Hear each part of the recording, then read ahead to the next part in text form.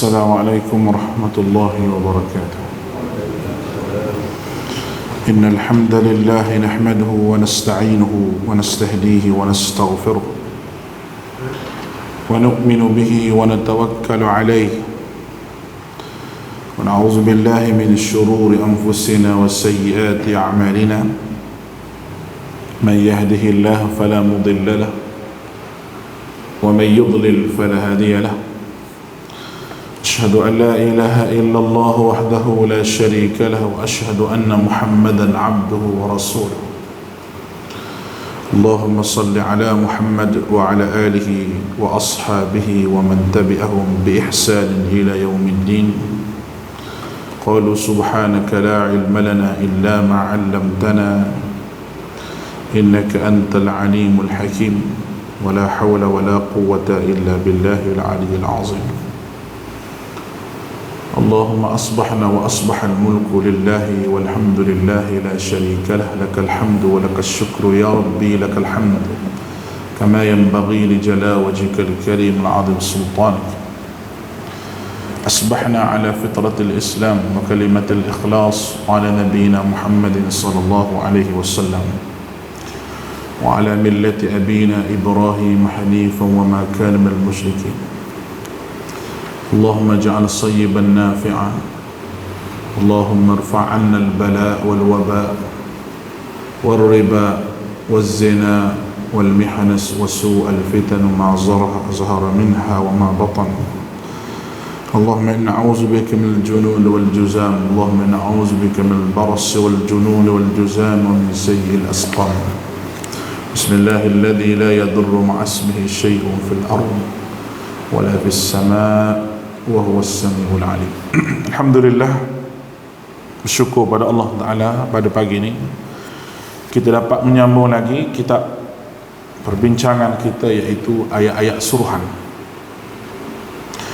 Pada kuliah kita yang lepas kita sebut bahawa perintah Allah Ta'ala memberi pendidikan yang baik kepada anak-anak dan Allah Subhanahu Wa Ta'ala suruh kita jaga kerana anak-anak itu kadang-kadang dia boleh menjadi musuh bagi kita.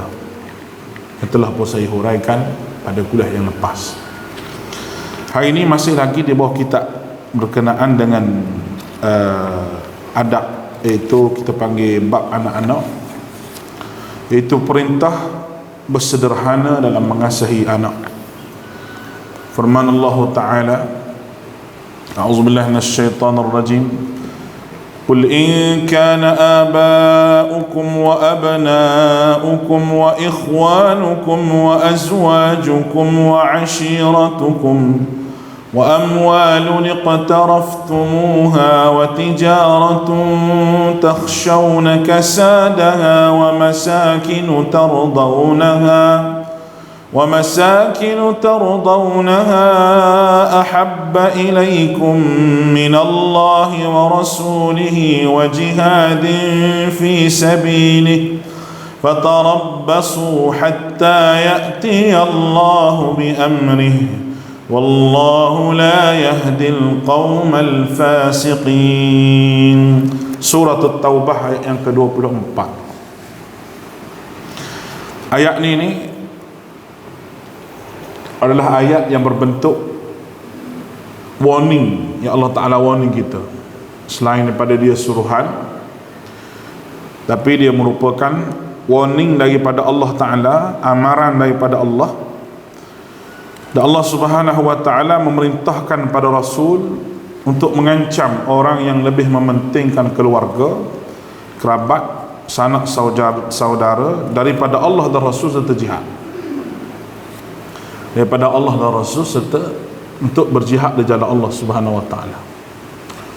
Jadi apabila Nabi SAW pada ketika itu membuat seruan bahawa perlu berjihad, maka semua orang perlu berjihad dengan tidak ada terkecuali walaupun sikit, kecuali dengan keuzuran.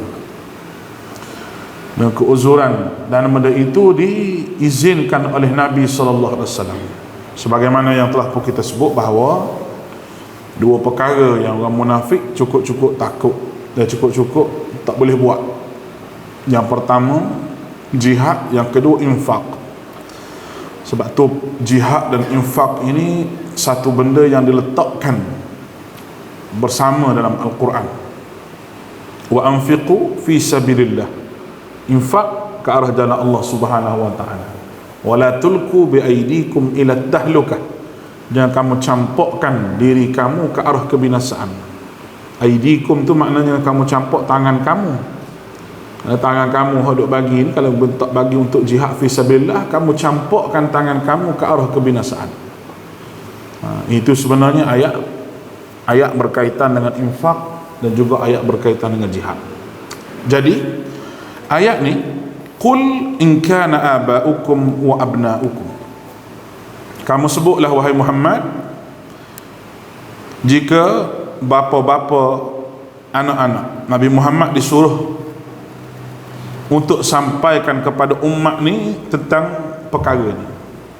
Dia panggil dalil wahyi, dalil yang berbentuk wahyu daripada Allah Ta'ala.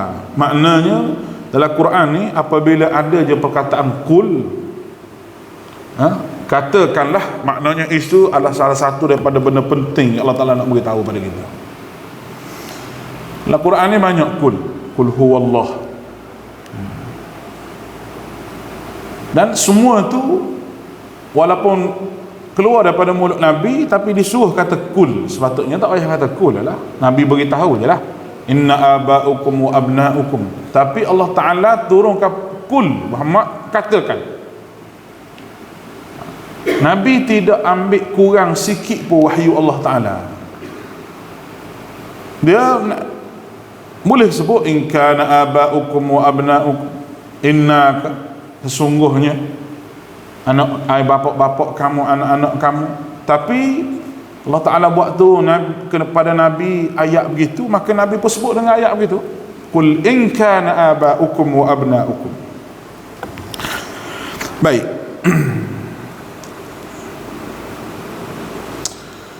Allah Subhanahu wa Ta'ala seolah-olah suruh Nabi menyampaikan satu titah khas, maknanya dia amat penting.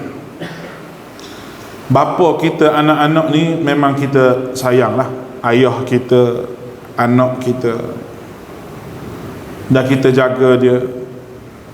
Dalam keadaan normal biasa ni, kita tidak akan berperang dengan dia, dan tidak akan bergaduh. Tapi kalau ayah kita tu melawan Islam di dalam masa jihad, maka kita kena lawan. Kita teringat kisah Abu Bakar kan, suatu anaknya tak masuk Islam lagi. Bila anaknya masuk Islam, dia duduk cerita lah zaman jahiliah. Dia duduk kenal, dia kata zaman dia tidak masuk Islam dulu, anaknya kata dia selalu tengok ayah dia dalam medan perang ni, tapi dia mengelak nak bunuh ayah dia. Dia selalu tengok Abu Bakar dalam medan perang. Anak Abu Bakar, dia lambat masuk Islam. Dia tengok jauh-jauh ayah dia, dia mengelak. Dia tengok jauh-jauh ayah dia, dia mengelak. Tu kata ayah dia, kata anak dia, takut dia tu bunuh ayah dia. Abu Bakar kata, aku dalam medan perang sentiasa aku cari kamu untuk bunuh kamu, sebab aku sayang pada agama aku lebih pada anak aku sendiri. Tu dia. Dalam perang aku cari kamu, aku nak bunuh kamu dulu, nombor satu. Sebab apa kita kata Abu Bakar nak buat begitu? Kerana anak dia pada ketika itu musuh Allah. Musuh Allah. Adu wallahi aduwakum. Musuh Allah bermakna musuh kamu, wahai orang beriman. Oleh kerana itu kita kena kenal musuh kita ni. Kena kenal musuh kita. Jangan kita baik dengan orang yang ada akidah ni, baik biasa-biasa je. Tapi baik dengan orang tak ada akidah ni, baik-baik sungguh. Dalam istilah agama ni, dia ada al-wala wal-bara, kesetiaan dan kebencian. Benda ni ramai orang mukmin kita ni, orang panggil tergelincir dalam masalah. Kesetiaan kita kepada orang beriman dan kebencian kita kepada orang kafir. Namun kafir yang melawan Islam, bukan kafir yang duduk sekali umat Islam, dia boleh Dia boleh meniaga dengan kita, kita pun boleh meniaga dengan dia, ada hubungan yang baik. Tapi kalau masa jihad dia tu lawan Islam, kita kena lawan, walaupun dia tu duduk sebelah rumah kita dalam masa jihad. Bila orang tanya kenapa Islam ni nak suruh jihad, jihadlah kemuncak kepada ketaatan.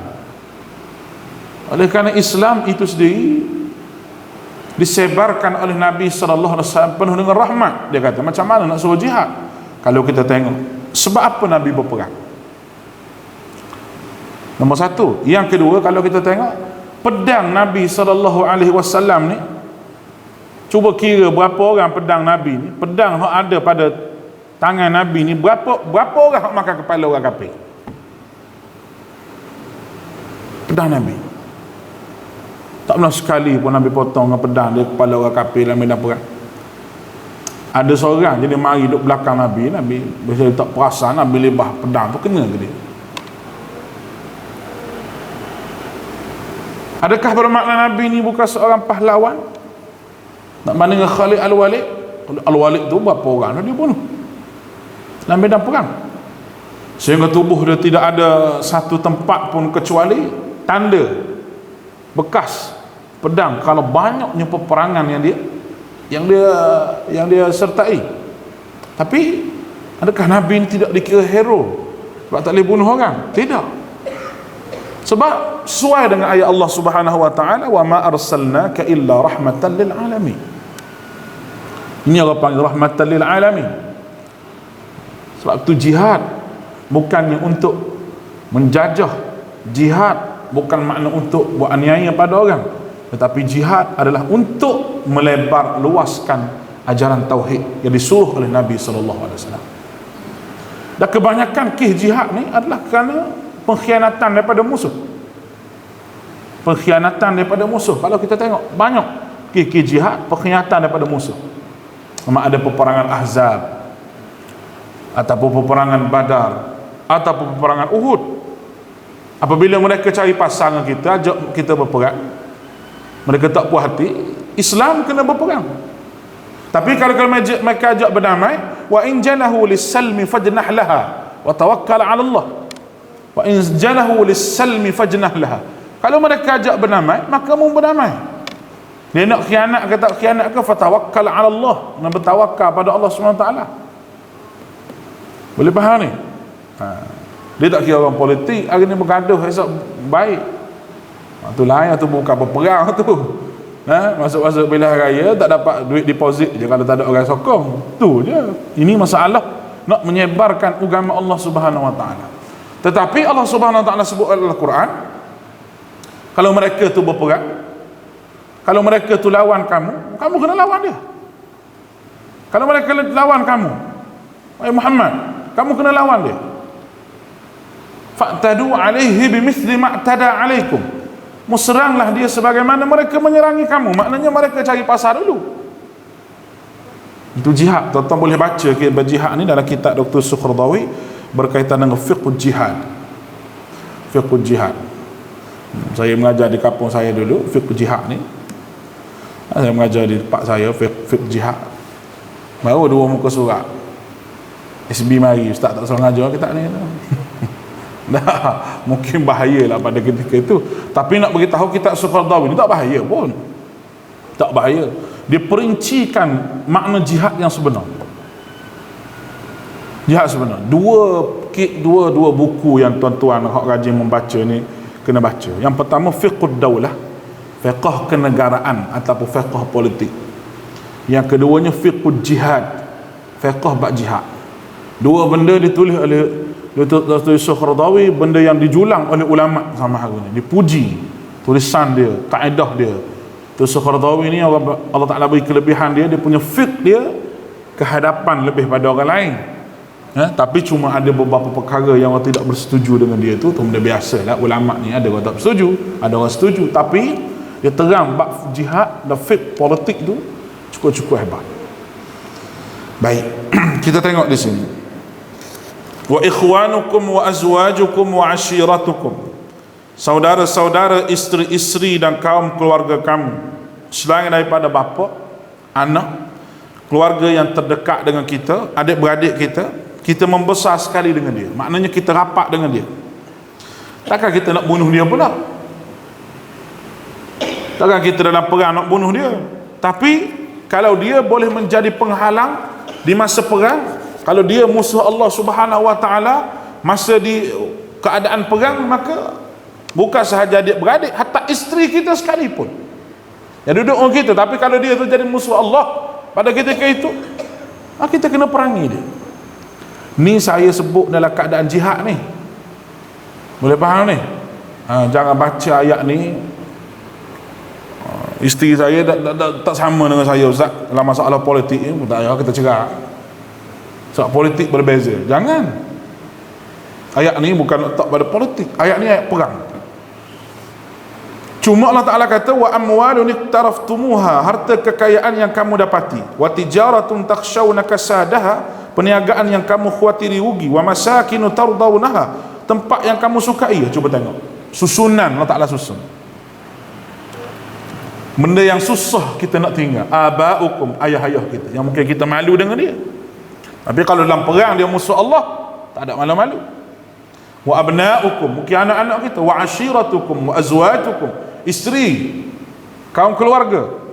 Ataupun Tuhan sebut wa amwalun iktaraftumuha, harta kekayaan yang kamu dapati. Sekarang berkaitan dengan harta yang kita cari, hasil usaha semua sekali.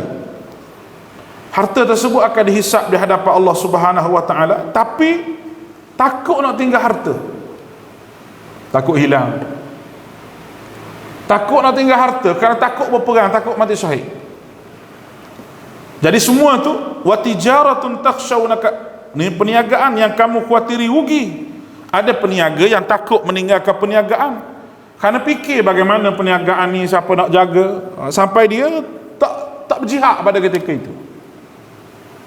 Zaman kita tidak disuruh jihad, tidak, tapi semua ni manusia takut nak tinggal kerana Allah dan Rasul, kerana Allah dan Rasul. Sanggup duduk di situ lagi, tak tinggal benda tu, tapi Allah Ta'ala suruh lain, dia pergi buat lain.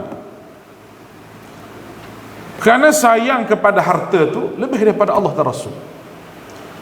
Wa tijaratun takhshawna kasadaha, perniagaan yang kamu takut rugi. Ini juga boleh menjadi penghalang daripada jihad. Karena kalau kita fikir sekali nak meneruskan perniagaan tu, kalau kita jihad, macam mana rugi, tak ada orang nak jaga kalau mati. Ni fikiran orang munafik pada zaman Nabi sallallahu alaihi wasallam. Wa masakinu tardawnaha, dan tempat tinggal yang kamu sukai. Allahu akbar. Begitu juga orang munafik kata, inna buyutana aurah, rumah kami tak ada orang nak jaga Rasulullah, macam mana kami nak buat ni, banyak modal habis buat rumah ni, mestilah nak duduk di rumah.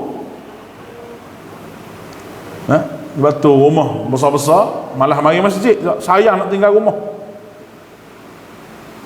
Rumah besar-besar malah mari masjid. Berapa sayang nak tinggal rumah, nak keluar rumah tu sayang, kalau mati tanah tu sayang sangat nak tinggal rumah. Itu termasuk dalam manusia sayang. Ahabba ilaikum minallahi wa rasulih. Apa soalannya?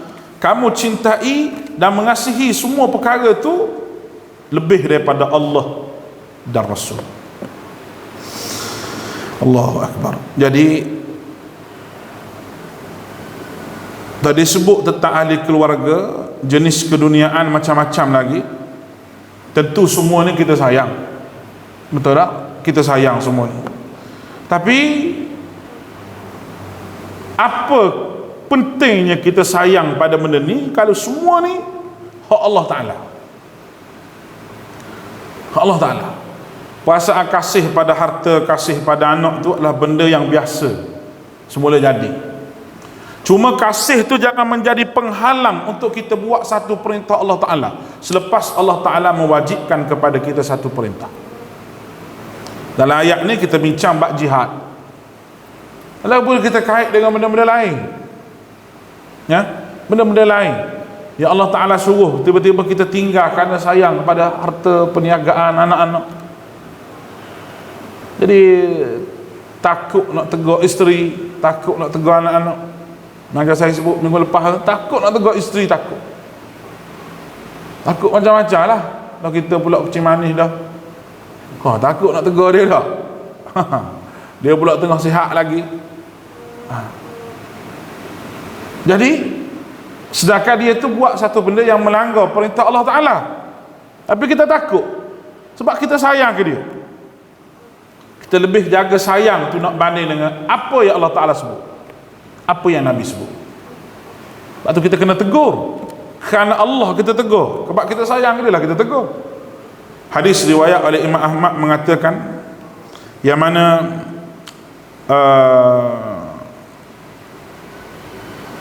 katanya satu hari seorang sahabat bersama Nabi SAW,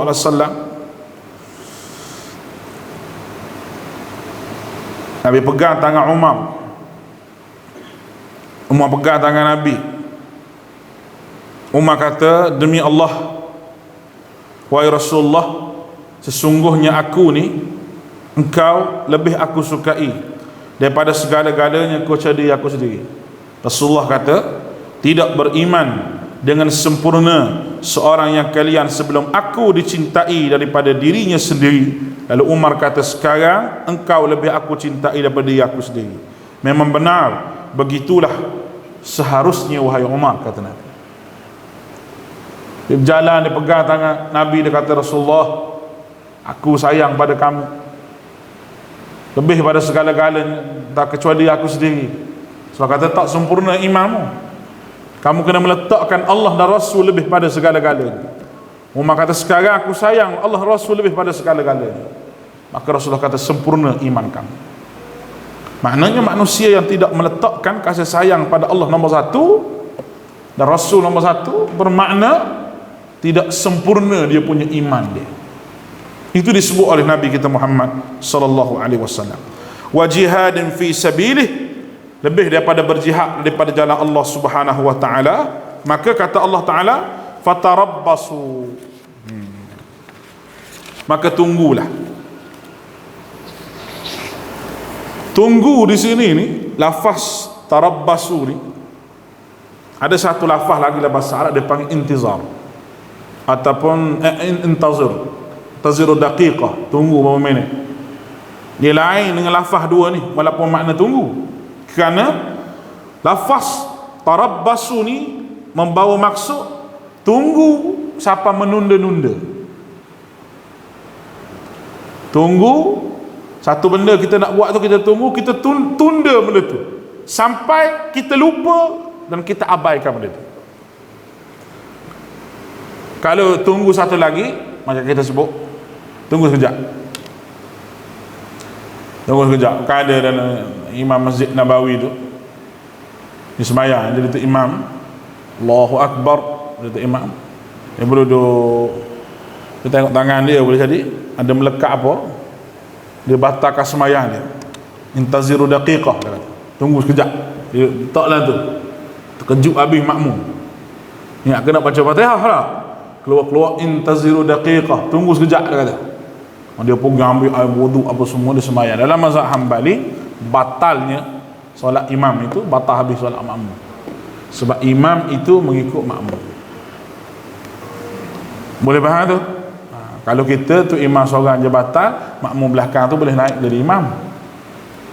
Nah, tak belakang pun, tepi pun asal kesah depan, bukan sah 5 sah belakang tu. Orang depan senyap, belakang 5 sah tu jalan nok baru mari jadi imam. Itu lain lah nah. Hak depan-depan ni siapa je pop naik jadi imam. Kita mazhab tu daripada satu pendapat, nah, tapi mazhab Hambali ni bila batal habis. Lagi ambil dekat 5 minit je tak? Minit lepas tu dia sambung Allahu Akbar, dia takbir balik. Ada takbir balik. Itu makna suruh tunggu, tidak tunda tu, sebab lepas ni nak buat. Tu tunggu lain. Kita bincang masalah tunggu tadi. Fatarabbasu makna tunggu sampai lengah benda tu, sampai tak buat. Kalau anak kita gitu loh, ni kejap, tunggu kejap, tak apa. Jadi kita pergi tu esok baru buat. Nah, fatarabbasu makna tunda dengan nyibuk-nyibukkan dengan benda lain. Dalam ayat ni Tuhan kata fatarabbasu, Tunggu. Cuma dia tak sebut apa dia suruh tunggu. Suruh tunggu apa? Ini menakutkan sekali. Takut macam seorang anak. Mak dia kata tunggu balik. Hang balik siap. Tak tahu lagi suruh tunggu balik apa kena kerana apa tu. Untuk apa balik lagi, nak boleh kuih ke, nak boleh donat ke? Orang Kelantan kata nak boleh menapa tawar ke? Nah, tak tahu lagi nak boleh apa. Tapi suruh tunggu. Kita tahu dah kita buat salah. Takut. Menggerunkan. Kalau kita tak buat salah, orang suruh tunggu. Assalamualaikum warahmatullahi wabarakatuh. Tunggu sat. Tunggu sat. Dia suruh tunggu. Kita pun tunggu. Kita tak buat salah apa.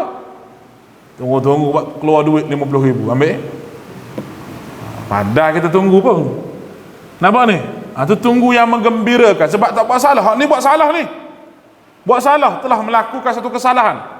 Meletakkan isteri, anak-anak, harta benda dan sebagainya lebih daripada Allah dan Rasul. Fatarabbasu. Tak kata tunggu. Tunggu wahai manusia muak ni, tunggu. Takut sekali. Baik. Itu ancaman daripada Allah. Fatarabbasu hatta ya'tiyallahu bi amri. Tunggu Allah mendatangkan keputusan. Keputusan apa? Pun tak bagi tahu. Tapi tunggu keputusan. Kalau seorang budak yang dia jawab soalan periksa dengan baik, dan dia yakin dengan jawapan dia, dan dia, sebab dia membaca semua, lalu ujian yang dia tempuhi, exam yang dia jawab tu, dia tunggu dalam keadaan berharap pada Allah Ta'ala. Berharap pada Allah. Sebab dia kata memang saya jawab ikut soalan. Ikut soalan. Masa saya mengajar dulu, suka juga budak-budak ni. Kita tak mengajar karangan bahasa Arab lah. Dia tulis karangan bahasa Arab. Hak dia tak tahu perkataan bahasa Arab tu, dia tulis kat Melayu. Dia tulis kat Jawi. Jadi nampak macam Arab juga. Oh, pandai sungguh nak tipu. Saya baca habis satu-satu, baca jangan jadi ustaz tak baca tu, dia tengok dia boh markah lah. Tapi kita ni kena baca satu-satu. Satu Zata yaum, satu hari, kharaja Ahmad, keluar Ahmad ila pasar, tak tahu apa. Dia pun tulis Jawi, pasar dia kata. Kata boleh tahan budak ni. Ada satu tu, dia jawab sekerak dia jawab. Dia pun tulis bawah tu, sesungguhnya Allah tidak mengasihi orang yang zalim, dia kata. Saya kata apa kaitan pula? Rupanya kalau buat dia tak lulus tu zalim kita. Yang dia tak baca tu, dia tak fikir.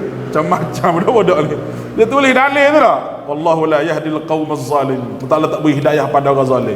Mana dia marah kita jangan tak markah banyak-banyak. Tak sikit-sikit sangat takut tak lulus. Itu budak hak jenis dia panggil boleh mana? Loklak tu. Nak jenis loklak tu dia mana gitu. Dia tak baca sangat apa. Dia tunggu keputusan dalam keadaan berdebar hati dia. Satu, dia berdebar ni sebab apa? Sebab dia kata, sudah. Aku ni tuition, mak aku hantar semua tapi tak sungguh kena marah lah. Kena meletak ke mak dia wajib dah. Ayah ni dia kurang meletak sangat. Dapat berapa lah? Dapat 40. Abah atas tong. Malah sungguh ni. Tu je. Habis kalau mak, ya Allah, macam kereta api. Bukit Keteri sampai Kuala Lumpur, tok tak berhenti. Macam saya cerita tu lah, hantar anak pergi asrama tu, mak dia kata alun duk asrama ni kena ingatlah baju kena letak tempat baju kotor, tak tempat kotor. Kalau begini kunci loker jangan banyak daripada rumah tu sampai ke asrama tu. Mak dia pesan satu-satu. Nak sampai masuk pintu sekolah ni, mak dia kata, abah nak pesan apa pada anak tu, pesan lah. Abah dia kata semua hak mak pesan tu lah tadi. Jadi dia jamak gitu senang lah. Mak pesan ya tu lah, dia kata pakai tu je senang. Sebab dia tak cakap banyak. Tapi mak ni dia bimbang lah, macam mana nak jawab dengan mak aku begini. Tu budak yang jenis loklak tadi. Kalau budak jenis memang dia tahu jawapan tu dan dia baca dan dia hafal, dia tunggu dengan rasa berharap supaya lulus. Hak tadi tak rasa harap dah, sebab dia tahu dah dia jawab gitu. Dia kata fail. Nantilah tunggu hukumannya maknanya. Ni fatarabbasu, tunggu hatta ya'ti Allahu bi amrih, sehingga datang keputusan daripada Allah Subhanahu wa taala. Tunggu keputusan, tengok macam mana. Bagi hak buat salah tadi, dia rasa berdebar lah hati dia, kerana dia buat salah. Tapi bagi kita hak beriman, meletakkan kasih pada Allah dan Rasul lebih daripada segala-gala, kita tak rasa berdebar, sebab kita ikut guideline agama ini. Wallahu la yahdil qaumal fasiqin, dan Allah tidak memberi petunjuk kepada orang yang fasik. Allah tidak memberi petunjuk kepada orang-orang yang fasik. Baik, orang yang fasik, kalau tengok Quran banyak la yahdil qaumal fasiqin, dia mengikut ayat tu. Fasik tu perangai jenis apa? Ayat atas tu. Kalau dalam ayat ni, orang yang fasik dalam konteks ni adalah orang yang berhenti jihad untuk sebar agama. Mereka tak kisah pun Islam ni tersebar ataupun tidak. Mereka rasa selesa tengok ramai orang kufur lebih daripada orang tahu agama. Orang jahil ramai, mereka rasa selesa asalkan dia boleh makan, dia boleh apa. Itu orang fasik dalam konteks ayat ni. Fasik juga disebut pada perkataan ya ayyuhalladzina amanu in ja'akum fasiqun binaba'in fatabayyanu. Bila orang fasik bawa berita, kamu kena siasat. Fasik di situ maknanya orang yang jahat, yang banyak membohong. Ada kamu kena siasat dulu. Tabayyun dia panggil, siasat. Semua kita kena siasat apa yang dibawa mari. Tapi dia tu kalau orang baik, dia tu orang baik, dia tidak fasik. Terpulang atas kita nak percaya tak boleh percaya. Tapi kalau dia tu orang jahat, memang kena siasat. Memang kena siasat. Kenapa? Itu adalah ajaran agama. Berita-berita dalam media sosial ke, berita-berita dalam TV semua sekali tu, ada benda betul, ada benda tak betul. Daripada dulu lagi saya sebut, kalau kawan tu didakwa di mahkamah, baru didakwa, belum disebut keputusan tu betul atau salah. Tapi media dah bising, dah ambil gambar dia letak dalam media semua sekali, gambar dia orang tahu dah muka dia. Itu salah satu membuka keaiban orang. Jadi didakwa baru tak tahu lagi betul ke salah. Tapi kita ni hak duduk bawah ni kita hukum dah. Kita ni lebih pada hakim tu lagi. Hakim hak kendali kes tu. Dia tak tahu lagi betul ke salah, nak tengok dakwaan hujah daripada peguam bela, pendakwa raya macam mana. Kalau salah, kita boleh kata salah. Dan kalau salah, jangan bela orang salah. Walaupun dia daripada orang Melayu. Salah tetap salah. Yang ikut perangai orang politik. Orang politik pun aku, salah pun betul. Betul lagi betul. Tu perangai orang politik. Kalau tak ada agama, kalau tak ada iman dan jiwa dia. Tapi Allah Ta'ala marah. Salah tetap salah. Wala yajrimannakum syana'anu qaumin alla ta'dilu i'dilu huwa aqrabu littaqwa. Jangan kerana kebencian pada satu kaum menyebabkan terhalang untuk kamu buat adil. I'dilu, berlaku adil. Kerana adil itu dekat dengan takwa. Boleh nampak ni? Adil, kena adil. Orang Melayu salah, tetap salah.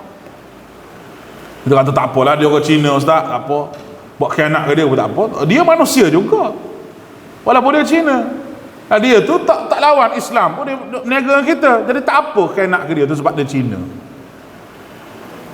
Fikrah ni wujud sama-sama dulu. Curi 5 Cina tengah semayang. Kalau Cina kan letak 5 semayang Tuhan dia tu, curi ambil. Dia tanya tu imam, mana tu imam? Curi 5 Cina. Dia makan tak apa Cina. Sama-sama tak tahu, ambil kat Cina, tak apa dia kata kapir tu. Dia kira gitu, ambil. Allahu Akbar. Ingat aku start saya cerita dulu. Dia ambil satu hak Cina, dia ambil hak orang-orang hak jenis letak jenis jamu hantu tu lah. Ni pulut ayam, pulut kuning apa letak kat pokok. Ni makan ke dia? Dia kata tu tak sakit perut masa tu kata. Mungkin hantu tak kacau dia sebab dia masa tu perangai macam hantu juga. Boleh jadi. Hantu tak ganggu dia dah. Mak dia marah mau makan ni, dia kata sedap dia kata. Dia makan tu, orang letak situ. Zaman dulu lah, zaman sekarang tak ada benda begitu. Wallahu la yahdil qaumal fasiqin. Dan kerana mereka sebegini, Allah tak beri petunjuk pada mereka. Tak beri petunjuk tu sebab apa? Sebab mereka tu sendiri tidak mahu kepada petunjuk Allah Subhanahu wa taala yang boleh membawa mereka pada akhirat. Jadi kita kena, di dalam tajuk ni kita baca perintah bersederhana mengasihi anak, disebut anak dalam ni. Abaukum wa abnaukum. Jadi anak tu jangan bawa kita jadi derhaka pada Allah. Jangan bawa kita jadi derhaka pada Allah. Itu dia punya poin besar untuk pagi ni. Insya-Allah kita akan sambung pada bulan hadapan perintah berkenaan dengan harta pusaka. Perintah harta pusaka ni panjang sikit perbahasan dia, dan saya akan sebut poin-poin penting je. Kalau nak mengaji kena pergi rumah lah, bawa pisang, ayam goreng, pulut kuning, boleh kita ajar tu. Nah, ada ilmu faraid ni. Ilmu faraid ni satu ilmu yang sangat-sangat susah, bukan senang, tapi kita kena rujuk kepada ahli-ahli yang lebih pakar lagi. Cuma formula yang ditafsirkan dalam Al-Quran ini kita boleh sebutlah sikit-sikit. Dan kenapa hukum ini disebut, kerana bapa orang lelaki dapat 2, orang perempuan dapat 1, dan orang perempuan tu sendiri pada zaman jahiliahnya mereka tidak dapat apa pun. Mereka mati semua, harta mereka dirampas. Jadi walaupun perempuan tu dapat 1 sekalipun, itulah kebaikan Islam. Sebab apa lelaki dapat 2 tu semua kita akan bahas lepas pada ni. Wallahu taala a'lam. Mudah-mudahan diberkati Allah Subhanahu wa taala. Mudah-mudahan Tuhan bagi ilmu pada kita pada pagi ini. Wassallallahu ala Muhammadin wa ala alihi washabbihi ajma'in. Alhamdulillahirabbil alamin. Assalamualaikum warahmatullahi wabarakatuh.